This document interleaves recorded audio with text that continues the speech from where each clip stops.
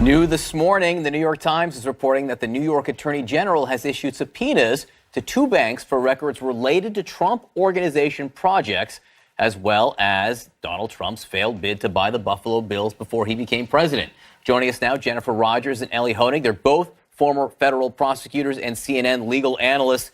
This is the New York Attorney General. This isn't part of the Mueller investigation. It's not part of the Southern District investigation. This is a state investigation, and they want the financials. Yeah, they do, but here's why it's not all that exciting, right? Not only do we have SDNY looking into this, we already had the New York State Department of Financial Services interested in Deutsche Bank. So this all comes out of Michael Cohen's testimony. There's no reason that the Attorney General can't look at this and open up a civil proceeding, which she's done. But I don't think we're going to learn a lot from this that we're not going to learn from other sources as well. And the other thing is, I just have to say, I think prosecutors have to be careful to appear to be unfair. And the way that Tish James spoke about this issue about going after Trump during her campaign and afterwards gives the impression that she's targeting on one person. And prosecutors really have to be careful about that because it plays right into Trump's victim analysis, right, that everyone's going after him. So she and her shop can look into this. I don't think we'll learn all that much. And I think she ought to be careful about kind of targeting him in the way that she promised she would, because it looks a little questionable. Interesting. Okay, so just to remind people, in Michael Cohen's testimony in front of Congress, he said that Donald Trump inflated his assets on his financial statements. So are you more excited about it than Jennifer? Or no, I share Jen's view. If this is going to come to fruition, it's going to be from the Southern District. Presumably, we know they've debriefed Michael Cohen extensively well before his congressional testimony. So I would assume that the Southern District has had this and been working this up for a while. If there's going to be a meaningful criminal hit, it will come from the Southern District. But the conduct as described is really textbook bank fraud. This is what people do. They inflate their assets so they can get a loan or a bigger loan than they would otherwise be entitled to. It's the kind of case I would have been given in my second or third year there. That's not that complicated. So I think one of the big questions, though, is did the bank sustain any loss? If the loan was defaulted on or not repaid, that makes it a more serious case than if it was paid back anyway. All right, for the first time, we are hearing from a key witness in one of the crimes that Michael Cohen pleaded guilty to, and this is the hush money payments to Stormy Daniels, which was a felony campaign finance violation, and the president was implicated in it. Keith Davidson was the lawyer for Stormy Daniels who helped facilitate this payment. And he spoke with Chris Cuomo last night and said the way that he saw this was political. This was for the purpose of influencing the campaign. Listen. They knew about it in 2011, 12, 13, 14, 15, 16. They knew about it when he announced to be president in 2000, to his campaign in 2016. They knew about it when he became the Republican nominee. They did nothing to settle the case. They knew about it, well into September. And it wasn't until immediately after the Access Hollywood tape that there was a rush and to settle this case. So you have this person who was involved with it, along with AMI, by the way, which says it was political, saying this was for campaign purposes. You have the president tweeting in the last few days, no, it wasn't. But this witness says yes. Yeah, so that's a key political question. Was one of the primary reasons for these payments political, to protect the president in connection with the campaign? Look at the timing. I mean, as Mr. Davidson said, these affairs had gone on years before, and then all of a sudden the payments have to be made just weeks before. And the other question is, were Trump's checks that we've now seen to Cohen, were they reimbursement for these payments or were they retainers, right? And this was sort of been the subject of some debate. But the retainer argument to me is absurd. It doesn't even get out of the gate. I mean, there's no retainer agreement. The timing is right after the hush money payments were made. Rudy Giuliani at one point even said that Trump reimbursed Cohen for it. So that argument to me is going nowhere. Your thoughts? I agree. I mean, you do have to realize that some of this depends on when Stormy Daniels came forward to say, I want some money, right? Like, yes, it wasn't settled in 2011, 12, and so on, but maybe she wasn't asking for money at those times. So some of it is going to depend on that. But the point is, witnesses saying that in their discussions with Trump and his people, the reason was clear that it was the election. That's going to be very key evidence. All right. I want to ask you about this week, because it's a big week in Mueller world. Paul Manafort gets sentenced by Judge Amy Berman Jackson, no relation, tomorrow, and that will be very interesting. You're not even saying the Berman part anymore. So Amy Jackson, we know, is no relation. Well, my name is Jackson. No, it's not. The Manafort sentencing, Roger Stone gets a hearing, and also Michael Flynn and Rick Gates, their status reports, and that might be the most telling, because if in their status reports we find out that the prosecutors are done with them completely, it really does tell us this is very close to being over. For Rick Gates, yes. Not so much Michael Flynn, who they were ready to sentence before, Right. and he got derailed because he couldn't make himself show some contrition at sentencing. But Rick Gates, yes, he's their key cooperator. If there are still things going on for, let's say, the Inauguration Committee investigation, Rick Gates is a key player there. So if they push him off again, I think we can safely say that it's because he's not done with his cooperation. We may expect more charges. Is Paul Manafort going to get a pardon? Yes, but after the 2020 election. It doesn't make sense before that because he can't hurt Trump anymore, right? He can't cooperate anymore. He's totally burned. He's lied so many times. And pardoning carries a political cost. But I think on November 4th, 2020, win or lose for Trump, that calculus changes. Sarah Sanders' language was remarkable on that yesterday. She said, we'll let you know when he makes a decision on that, roughly. That's leaving the door wide open. Yeah, it is. It is. I think he's wrestling. I think the president's wrestling with how to use this pardon power. It's very broad. It's a heavy hammer to have, and I think he's probably tempted to use it. But I would guess his political advisors are telling him, be careful here because there's a real risk. People do not like pardons. I get viewer questions. People hate the idea of pardons because it undoes convictions. It's unjust inherently. She gets viewer questions, too. You did a whole Instagram yesterday with her. I do, and it's constantly on pardons. Yeah. If I'm who I'm interested in pardoning. And close. Yes, and my I watched it. I see. You are a follower of my Instagram. This is Jennifer Ellie, revelation. thank you very much. This is uncomfortable for all of us. All right, severe storms taking aim at a large portion of the United States. Chad Myers with a forecast ahead. This is CNN Breaking News. For him, you impeach Trump. Constitution. She understands the ramifications. She said, look, it's just not worth it. This is New Day. Alison Camerata and John Berman. We want to welcome our viewers in the United States and around the world. This is New Day. It is Tuesday, 12th, 6 o'clock here in New York, and we do have new information this morning. A growing number of airlines are grounding Boeing 737 MAX 8. The deadly crash that killed all 157 people on board.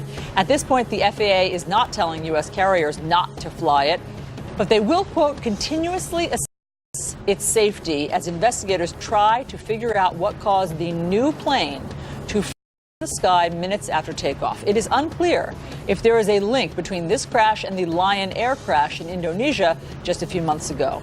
We're also learning more about the victims. They include 2 brothers from California and 21 United Nations staffers who were on their way to an environmental conference. Breaking overnight, the State Department announced it is pulling out all remaining diplomats and staff from the U.S. Embassy in Venezuela. Secretary of State Mike Pompeo said it is due to the deteriorating situation there. Mass power outages have plagued that country for days. Plus, House Speaker Nancy Pelosi laying down a marker, and it's not one that all Democrats like. She announced that she is against impeaching President Trump. She says that he is just, quote, not worth it. We're going to begin, though, with CNN's David McKenzie. He is live in Ethiopia at the site of the plane crash. David, remarkable vision we've had behind you for the last few days. Tell us what you're seeing this morning. Well, John, if you can hear me well, I'm here on this hillside where now they have 2 teams behind me that you can see coming through the debris field behind that massive crater where this brand new plane went crashing down. I spoke to investigators yesterday who said they believe this plane came from a vertical trajectory, slamming into the mountain, going into the ground, as it were. What really strikes me is just how small the debris of the plane is. This is a big commercial aircraft. A few different piles of and other parts of the engine, but really this plane was obliterated. Also, wreckers here gingerly picking through the wreckage, trying to find any evidence so that they can let the loved one know, give them more details, tragic moments after this crash happened. And now more carriers and more countries are grounded.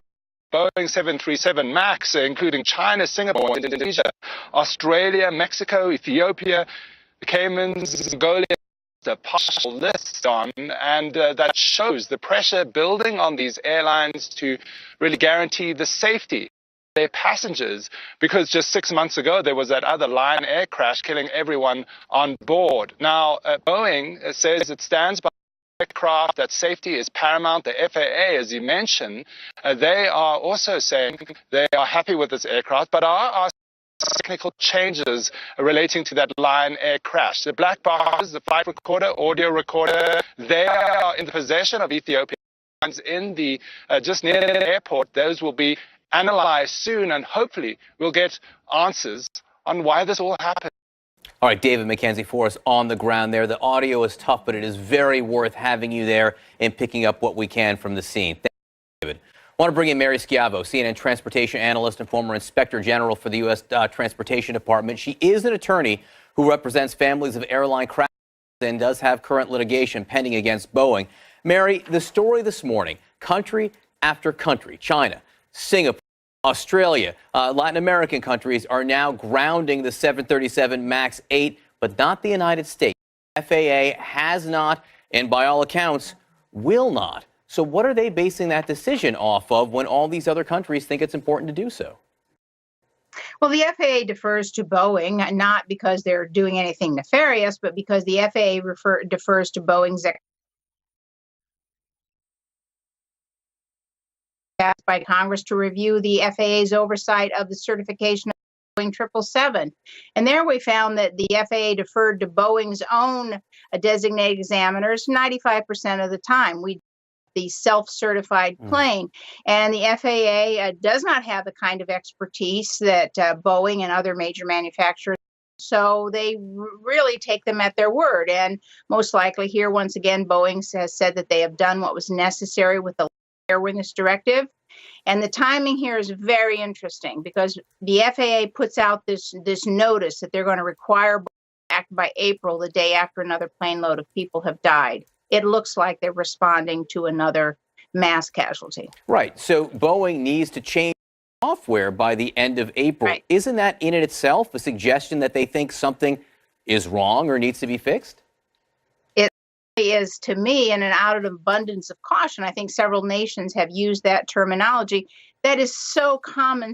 I mean, we have now had 2 brand new planes go in. The statistics of that happening are just astronomical. I mean, the closest parallel is a plane decades ago called the Comet, new model, and it had 3 crash, and of course that's the end of that model. But here, the nations who say we want to wait and see, they're not going to have to wait long. A week for safety precautions until they see what's on the black boxes of this plane just makes sense. Saying it's not a safety issue when they haven't even seen the black box data is incomprehensible for the FAA to say. So nonsense. The situation that consumers are left with this morning is they're getting mixed signals.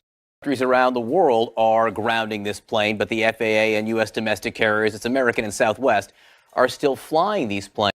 What can consumers do? They can't choose necessarily if they've already bought a ticket what planes they're flying on. That's exactly right. Consumers are going to have to vote with their feet and have to take care of themselves because the FAA doesn't require airlines to allow you to have a refund or to rebook if you don't like the equipment. The only thing the federal regulations say is if you booked passage on jet service, then that's what the airline has to give you. So if you've booked on a 747, pull up a Piper Cub, you can say no thanks. But beyond that, the airline has the option to select what equipment, what planes it on the routes, and they don't have to give you a refund. Personally, until I see what's on the black boxes, I would eat those change because it's important what's on those black boxes. Otherwise, we wouldn't have them. So no, unfortunately, consumers, if they've already booked a flight on the 737 MAX 9, both the ones affected by this FAA order yesterday, we'll have to pay the change fees. Interesting to say personally, though, you would eat those change fees. Mary Schiavo, thank you so much for talking to us this morning. I appreciate it. We are learning more about some of the victims of the Ethiopian Airlines plane crash. Melvin Bennett Riffle, and they were brothers from Redding, California. The two had been on vacation in Australia before going to Africa. Another friend says Melvin and his wife Brittany were expecting their first child this spring. And Manisha Nukavarapu was a second-year resident physician at East Tennessee State University College of Medicine. She'd been traveling to Kenya to visit relatives. A statement released by her employer describes her as a fine resident, a delightful person, and a dedicated physician. Michael Mick Ryan was from Ireland and worked for the UN World Food Program as an engineer. Ireland's prime minister said been doing life-changing work in Africa. Michael leaves behind a wife and 2 children. The plane crash was especially hard for the United Nations. 21 of its employees died as they made their way to a conference. Yeah, honestly, a huge tragedy. And this plane was known as a in Addis Ababa and Nairobi in Kenya, and UN workers went back and forth on this flight all the time. A huge loss for that agency. I mean, every single one. When you find out about every single life that was lost and all of the ripple effect that it has on their family and their life, and then the large amount of people that the United Nations lost. Also, this breaking overnight: the United States announcing it will withdraw all remaining personnel from its embassy, as well as the nation's self-declared interim president calls for more protests today. The crisis there deepening as much of Venezuela remains without power. Paula Newton is live in Caracas for us with all of the details. What's the situation there at this hour, Paula?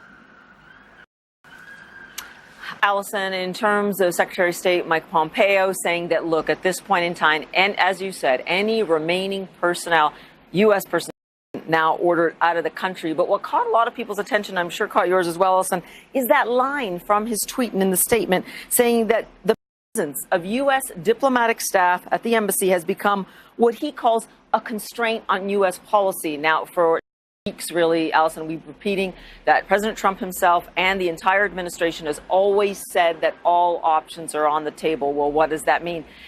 It's definitely an escalation, as you say, Allison, in the midst of what is still a profound blackout. What is very clear is that this blackout has indeed even unnerved President Maduro. They have now shut down the country for another 2 days, understanding that even the power that they are able to distribute throughout this country is not enough to actually get people back on their feet. I want to turn, though, to also opposition Juan Guaido. Yesterday, he did something very interesting, went to the National Assembly and declared a state of emergency. Now, although he is, in fact, what he calls himself self-declared president of Venezuela, he doesn't have any actual levers of power, and that's a problem. But with this declaration, the line in there is that he is able to ask for foreign assistance. He claims up to and including military intervention. This is an important story to keep our eyes on. You know, Elliot Abrams, who is a U.S. representative for the Trump administration on this, has been saying for weeks now, people have to be patient. And when we say all options are on the table, we don't mean military intervention yet, but certainly important to keep your eyes on this as President Maduro continues to claim that the United States is to blame for this blackout. He calls it an electric coup. Allison? Newton, thank you very much for all of that news. Joining us now is CNN's senior diplomatic correspondent, Michelle Kaczynski. So this is very complicated. There's the acute crisis of the blackout, and then the bigger crisis of what the U.S. is supposed to do about this ongoing problem. So diplomatically, where are we, Michelle? The situation just gets worse and worse. Diplomatically, the U.S. has been taking these incremental steps. We're still seeing additional sanctions put on certain companies. So the U.S. wants to ratchet up the pressure. And then finally, just before midnight, we see the decision to pull everybody out of the U.S. embassy there in Caracas with that line that Paula mentioned that, you know, how staffers there constrains U.S. policy. What exactly does the State Department mean by that? They're not saying at this point, but it certainly sounds like a threat, right? At the very least, the U.S. wants to send the message to Maduro that if the U.S. wants to take some kind of additional action, could that mean military action? The U.S. wants him to think that could be a possibility, yes, then they won't have U.S. staffers there to have to worry about their safety, Allison. And are people behind the scenes talking about military intervention?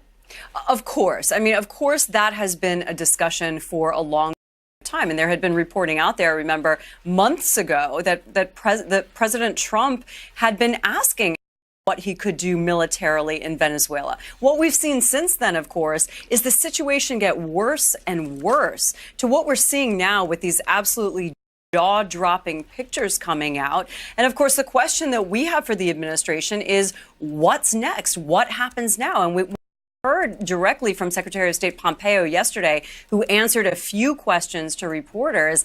He just wanted to express confidence that things were moving in the right direction. So he wanted to stay away from talking about the possibility of military action. He said that he felt like there were signs that things were moving in the right direction. What he meant was there have been some from the military and that sort of thing. But clearly, it's a terrible situation. And what we know is what they tell us, that all options are on the table. As to what action the U.S. takes next, I mean, that's what we're all watching right now. And there's the immediate crisis of the power outage. I mean, our correspondents have shown us it's life and death in some of these hospitals. People can't they need energy. Right. They need Right. energy in their homes, much less the hospitals. People are getting their water from streams. And so how can Maduro be claiming that this is the U.S.'s fault? And how can the U.S. help here? It is absolutely stunning to see these pictures with nurses working around the clock using hand ventilators to keep babies alive, or a child dying in her mother's arms because she can't get any help at the hospitals that don't have any power. So what the U.S. can do is keep up the pressure. Remember, there was that move to try to get humanitarian aid into the country. Maduro blocked that. That was one of those pressure points at which everyone looked and said, this the point that we're going to see military, not just from the U.S., but from other countries in the region, try to put aid in. I mean, we have not seen that happen yet. Now here's another point where you look at this and say, how much worse is it going to get before there is some kind of incremental action in that direction? Michelle Kaczynski, thank you very much for the update. John. All right, big political news. House Speaker Nancy Pelosi had an announcement, and she wanted everyone to know she had an announcement. She does not want to impeach President Trump. She says the president is, quote, just not worth it. So why is she making this declaration? Why now? CNN's Joe Johns live at the White House with the very latest. Joe. Well, John, this is all about the Speaker of the House and other top Democrats trying to give a dose of reality to members of their own party who are crying out for the impeachment of the president. Their message is, unless there are major new developments, they're going to be better off trying to beat Donald Trump in the race for the White House next November. They wanted me to impeach President Bush for the Iraq War. I didn't believe in it then. I don't believe in it now. The nation's most powerful Democrat, House Speaker Nancy Pelosi, explaining why she does not currently support impeaching President Trump. It divides the country unless there's some conclusive evidence that takes us to that place. Earlier, Pelosi telling the Washington Post that Mr. Trump is just not worth the division impeachment would cause, even though she considers him ethically, intellectually, and curiosity-wise unfit for office. Pelosi has signaled her resistance to impeachment for many months. It's not someplace that I think we should go. Her position in stark contrast to some members of her party who urgently called for Democrats to begin impeachment proceedings. We have everything that it needs to basically impeach. We're going to go in there, we're going to impeach the mother. Among them, Congressman Brad Sherman, who introduced articles of impeachment against the president in January. Don't impeach Trump for him. You impeach Trump for the Constitution.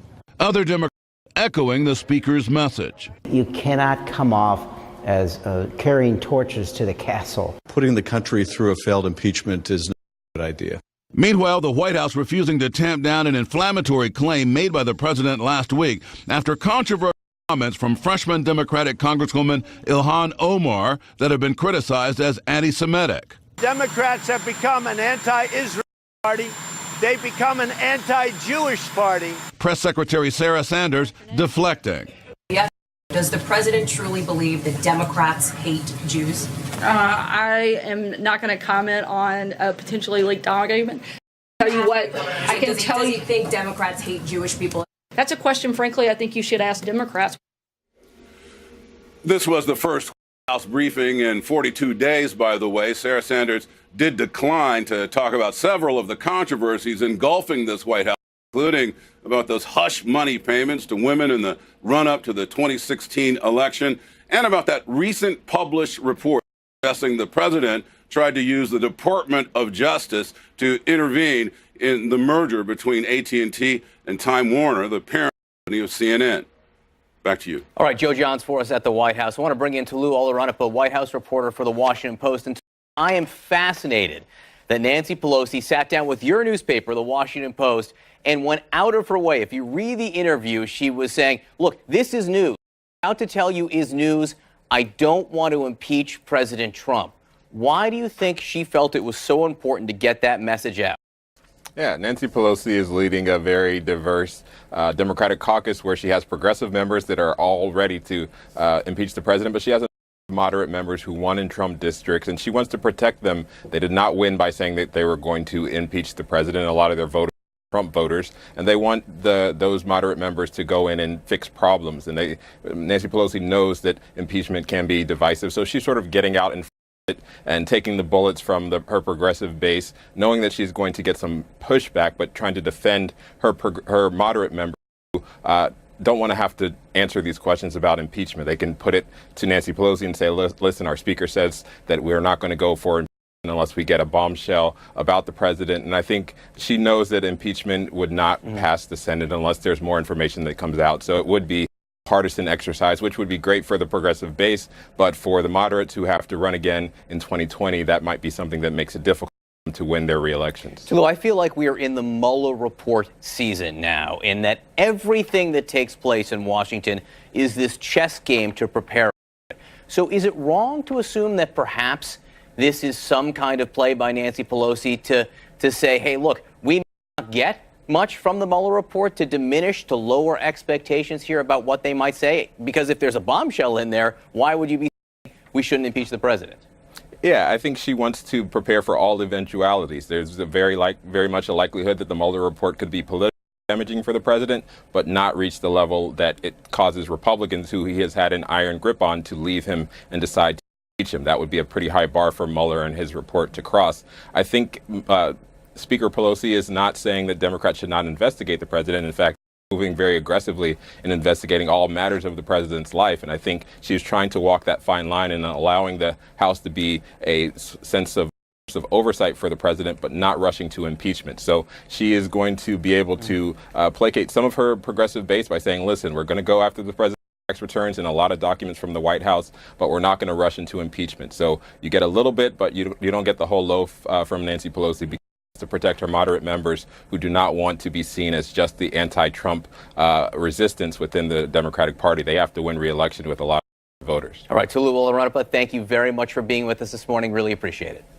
All right, so President Trump is trying to the anti-Semitic heat that he has been under since Charlottesville off of him and onto Democrats. But Sanders has a hard time answering questions about his names. It's the latest example of verbal gymnastics. We're feeling limber this morning.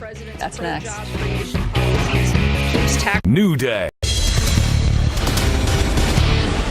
The White House refusing to explain President Trump's newly concocted claims that Democrats are anti-Jewish. Does he think Democrats hate Jewish people, as he said on the South Lawn? I think that they've had a lot of opportunities over the last few weeks to condemn some abhorrent comments. I'm trying to answer. If you'd stop talking, I'll finish my statement. That's a question, frankly, I think you should ask Democrats what their position is, since they're unwilling to call this what it is and call it out by name and take actual action against members who have done things like this, like the Republicans have done when they had the same opportunity. I'm not sure what she's talking about. Democrats have called it they have called it out. That's what we've been talking about for the past few weeks. But anyway, on Friday, President Trump tried to turn the anti-Semitic tide from himself to Democrats. The Democrats have become an anti-Israel party. They've become an anti-Jewish party. Okay, let's discuss this with CNN commentators Bakari Sellers and Scott Jennings. Great to have both of you. So, Bakari, are we all now lulled into forgetting Charlottesville and thinking that, oh, it's the Democrats? Why didn't we realize this? It's the Democrats who must be anti-Semitic, not President Trump, who we heard is it worth reminding people of what he said around Charlottesville? Well, I think it is. I think when you look at, I think that the Republican Party does not have any high ground on this issue. When you look at whether or not it's President Donald Trump and his best of, they're good people on both sides comments, whether or not you look at Leader McCarthy and some of the mailings that he sent out, or even Steve King, who was born racist and still is racist today, okay? And so when you look at those things, you're like, you don't have that moral clarity, that high ground. However, I will say that Democrats have to do a better job. of having some moral clarity in this moment where the country needs that. And what would that look like? Democrats, for example, I was disappointed that we voted for a resolution that included absolutely everything in it. I think that if you're going to call out anti-Semitism, you should call out anti-Semitism for what it is, make a vote on that, be principled in that, and move forward. But instead, we added everything. I made the joke that we not only added anti-Semitism, racism, bigotry, xenophobia, but we also added that we hated the Patriots, the Boston Celtics. I mean, it was everything. Slow down. I did that for Furman. You want a unanimous right there. You want so we did unanimous. that. We added everything in there, and I just think that we should have been focused, pinpoint like a laser, on showing that anti-Semitism has no place in this discourse, not the whataboutism. Well, look, what this is the Trump jiu-jitsu, which he's become so good at, which is turning his opponent's strengths into weaknesses and his weaknesses into strengths here. You know, I'm not a puppet, you're a puppet. Totally. I didn't collude with Russia, Hillary Clinton colluded with Russia. I'm not an anti-Semite, you're an anti-Semite. And Scott Jennings, and again, you did not defend the president's statements in Charlottesville. I'm not suggesting that even for the slightest moment here. But in an op-ed in the LA Times, I think your debut as an LA Times columnist this weekend, congratulations to you and the LA Times on this, you sort of point out what you think the president is doing here and why Republican voters like it. He's fighting. He's fighting the fight. That's what Republican voters want, even as if in this case his own record audit might not be not just squeaky clean, but clearly quite checkered. Yeah, that's exactly right. I mean, Republican voters feel like that frequently Democrats get away with things that Republicans don't get away with. By the way, I agree with virtually everything Bakari Sellers just said, which I know is a first for New Day here, but I think he's exactly right. And look, we have people in Washington, D.C. today in both parties who've gotten these things wrong over the last couple of years. We've had a few people who've gotten them right. And when people get them wrong, you do have to be focused on holding them accountable. But Republicans, there is a sentiment that Democrats get away with things. And when Omar goes out and does the things that she did, and they try to hold her accountable, and the resolution gets watered down, or then the next day you see, I don't know, Nancy Pelosi posing on the cover of Rolling Stone with her, you realize that if you're a Republican and you have this sentiment that, yeah, there's a double standard here. So that sentiment exists, and then so you see Trump come along, and he says, look at this, and makes a big deal out of it. That's precisely the attitude that Republicans want him to exhibit. Doesn't make him perfect on these issues. He is far from perfect on these issues, but he is definitely reflecting the attitude that Republicans have felt for many years, that Democrats get away with these things and Republicans don't. I think that is human nature, and I think that makes perfect sense. And I really liked I think it's really illuminating, your editorial about why Republicans feel so strongly about President Trump and support him so much, and I recommend that everybody read it. One Republican who is speaking against the policies of President Trump, but privately so, is former Vice President Dick Cheney. He was at this private meeting with Vice President Mike Pence, and it has been reported that they had a prolonged back and forth about the policies. Here's some of what the Washington Post is reporting. Cheney worried aloud to Pence that, quote, we're getting into a situation where our friends and allies around the world that we depend upon are going to lack confidence in us, and then offered a blunt criticism of the current administration's response to foreign policy challenges.